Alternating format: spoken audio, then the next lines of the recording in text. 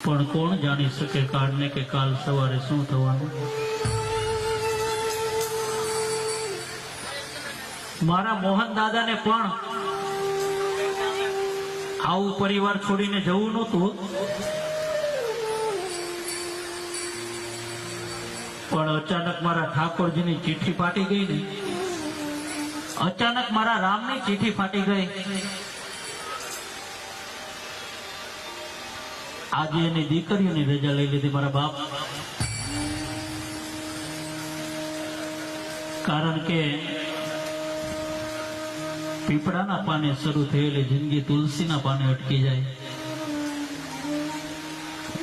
એની વચ્ચે મારું અને તમારું જીવન કેટલું ભટકી જાય। અને જેમ મારા હનુમાનજી મહારાજે મારા રામની સેવા કરી લીધી ને,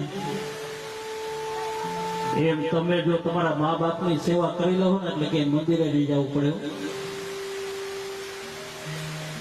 તમે।